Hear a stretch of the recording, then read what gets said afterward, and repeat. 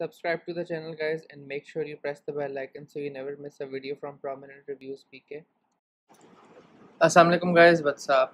So in today's video I will be comparing the both devices of 2015 and 2016, the Samsung Galaxy S7 Edge on my left and the Samsung Galaxy S6 Edge Plus on my right.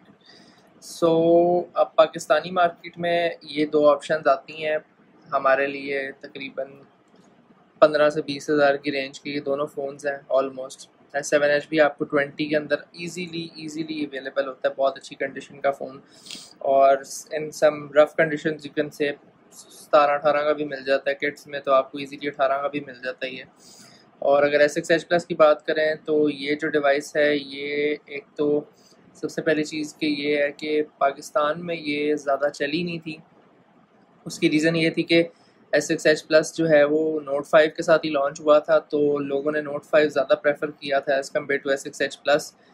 और S6 Edge Plus के बिकने की ना बिकने की ये भी एक रीज़न है क्योंकि लोगों ने S6 और S6 Edge पे अपग्रेड किया हुआ था, तो लोगों ने कहा था कि why do we upgrade on S6 Edge Plus where there is no difference at all in terms of specs। मतलब specs में लोगों को उस टाइम पे 2015 में 3 GB रैम क्या बल्कि 2 GB रैम भी बहुत होती थी, तो ये 4 GB रैम था, तो लोगों ने इतना बॉदर नहीं किया कि यार अभी 3 GB रैम हम यूज़ करें अगर S6 Edge में, तो what is that too much difference कि हम S6 Edge Plus पे ही कह लें कि अपग्रेड करें।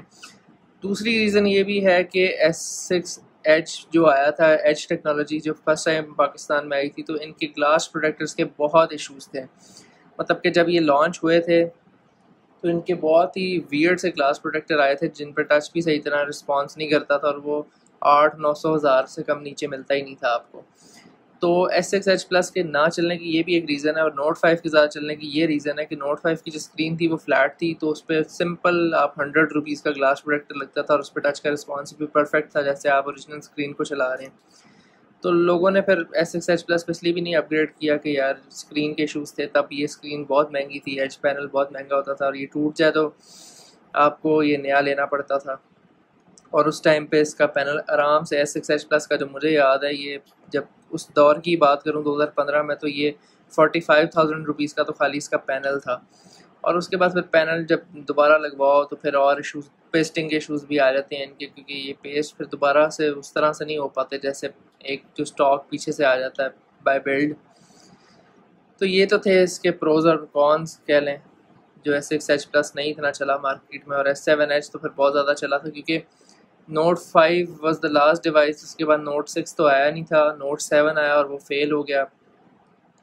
तो फिर लोगों ने डिवाइस, सारी बात है कोई ना कोई तो अपग्रेड करनी थी, तो वो लोग फिर जब S7 Edge आया तो S7 Edge ठीक ठाक चला था मार्केट में, और S7 Edge और S6 Edge Plus ये दोनों लास्ट डिवाइसेस हैं जो होम बटन के साथ आई हैं। बल्कि S6 Edge के बाद अगर मैं बात करूं तो S7 Edge was the last device to get this home button design. उसके बाद तो वैसे ही S8 वगैरह में और Note 8 में तो इन्फिनिटी डिस्प्ले और बेजललेस डिस्प्ले आ गए थे। इनमें तो you can see the big bezels and home button, लेकिन I personally like the home button more. मतलब कि इन्फिनिटी डिस्प्लेज मुझे इतना कोई ख़ास मज़ा नहीं आता यूज़ करके, मुझे यही पसंद थे। वैसे इन माय ओपिनियन मुझे तो होम बटन वाले ट्रेंड ज़्यादा पसंद है। आजकल तो फेस आईडी का भी ट्रेंड ज़्यादा है, वैसे तो अब मैं iPhone 11 यूज़ कर रहा हूँ तो उसमें फेस आईडी होती है। अब आजकल जो सिचुएशन चल रही कोरोना की, आपने अगर घर से बाहर निकले हुए आप और आपने मास्क पहना हुआ तो वो फेस आईडी रिकग्नाइज ही नहीं करता, आपको फिर पासवर्ड ही लगाना पड़ता है, तो वो फिर बड़ा अनोइंग हो जाता है। मेरे ख्याल होम बटन भी या टच आईडी एटलीस्ट एक ऑप्शन होनी चाहिए साथ साथ।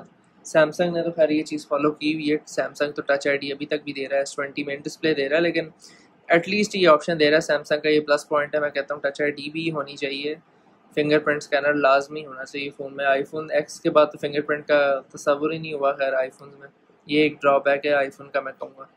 I like touch ID more than the face ID. तो कंपेयर करते हैं हम इन दोनों बीस को, तो रैम की अगर बात करें तो दोनों 4 GB रैम है, दोनों की इंटरनल स्टोरेज बेसिक जो आई थी वो 32 GB आई थी। डिज़ाइन की अगर बात करें तो दोनों बहुत सिमिलर हैं, बस S6 Edge Plus थोड़ा चौड़ा ज़्यादा है, ये चीज़ इसकी जो है वो काफ़ी चौड़ी है, और S7 Edge थोड़ा ज़्यादा कर्वी था, तो वो ब्लैक पार्ट जो है इसका वो इतना ज़्यादा चौड़ा नहीं लगता। इसलिए ये S6H+ जो है ना Note 5 टाइप लगता है, थोड़ा बड़ा लगता है इससे।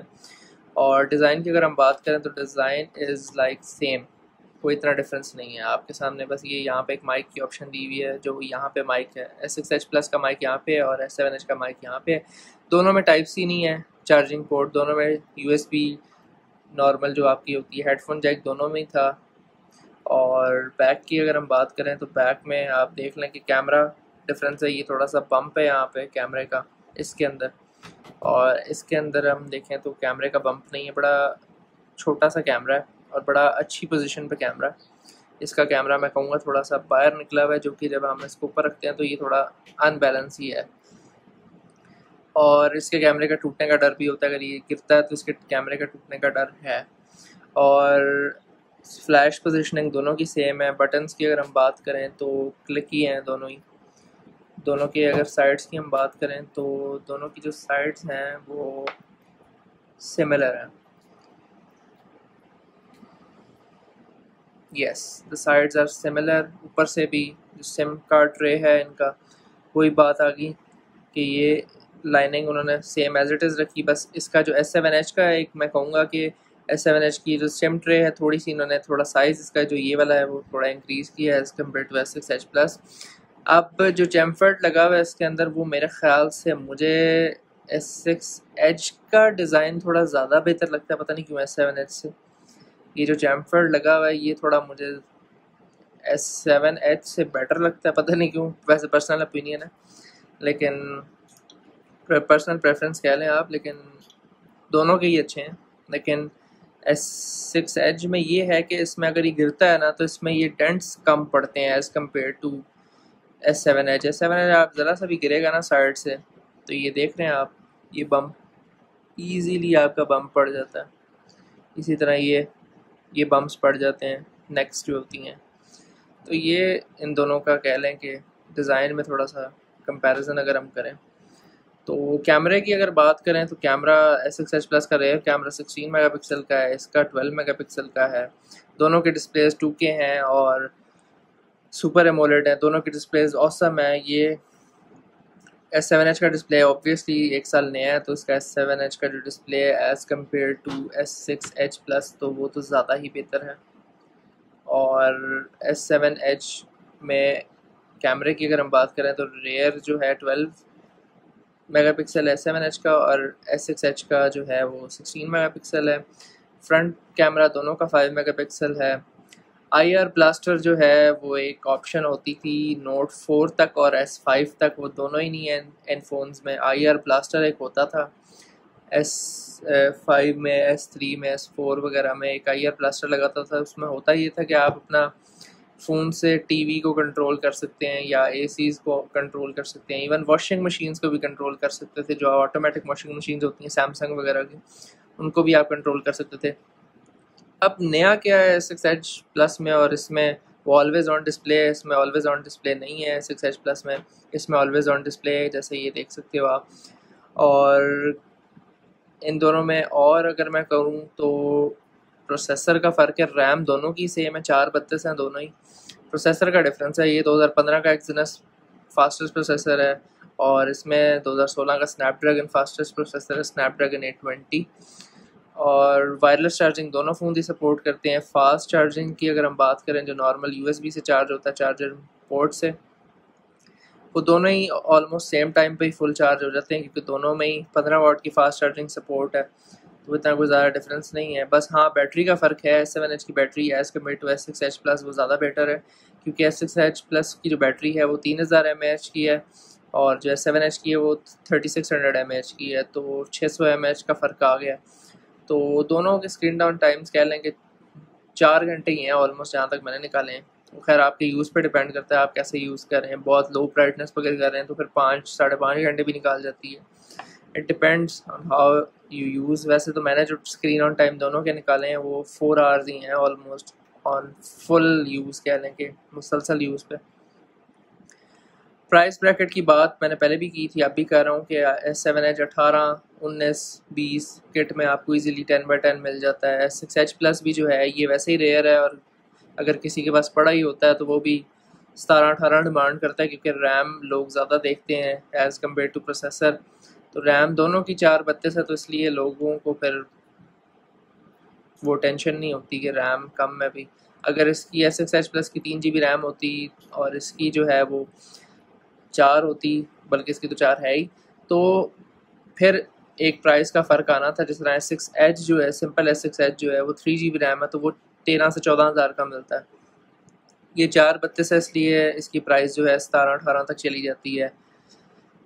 अब VR जो सपोर्ट है वो SXH+ में सपोर्टेड नहीं है। S7 Edge में ये फीचर आया था first time, VR support I थी इसके अंदर। वर्चुअल रियलिटी जो बॉक्स है, आप VR गेम्स आई थी, VR मूवीज़ आई थी, इसी तरह और भी चीज़ें VR पे आप कर सकते थे। It was a fun experience with VR 2।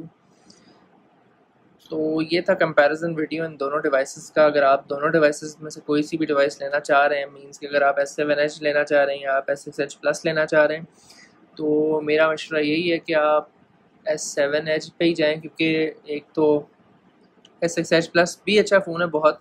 अगर आपकी प्राइस में आ जाता है 15-16 हज़ार की रेंज से ऊपर नहीं आप जाना चाह रहे, तो फिर SXH+ बेस्ट ऑप्शन है, क्योंकि रैम दोनों की सेम है, स्टोरेज भी दोनों की सेम है। बस ये फ़र्क है कि एंड्रॉयड 7.0 तक अपडेट होता है SXH+, और ये जो है एंड्रॉयड ओरियो तक गया है। तो ये एक प्लस पॉइंट है इसका, S7 Edge का। और सिक्योरिटी अपडेट्स की बात करें तो S7 Edge ने काफ़ी रिसीव की हैं अभी पिछले महीनों में भी, लेकिन अब तो खैर सिक्योरिटी अपडेट्स दोनों फ़ोन्स पर ही नहीं आएंगी।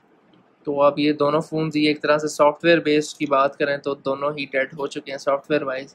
अगर अब आप अभी भी ये फ़ोन्स लेना चाह रहे हैं, तो I guess S7 Edge is a good option for you. थोड़ा लेटेस्ट है, ऑलवेज ऑन डिस्प्ले है, VR फैसिलिटी है इसमें, प्रोसेसर नया है, रैम दोनों की सेम है, एक्सपेंडेबल मेमोरी की ऑप्शन है इसमें, जो ड्यूल सिम मॉडल होता है। इनमें 2 मॉडल्स आए थे, एक सिंगल सिम आया था और एक ड्यूल सिम आया था। जो ड्यूल सिम है उस पर आप इजीली 2 सिम्स के साथ आप मेमोरी कार्ड नहीं डाल सकते, लेकिन अगर आप एक सिम और एक मेमोरी कार्ड आप डाल सकते हैं इन दोनों में। So this was the comparison video. अगर आपको कोई भी क्वेश्चंस है रिगार्डिंग दीज बोथ फोन्स, तो you can comment on the video.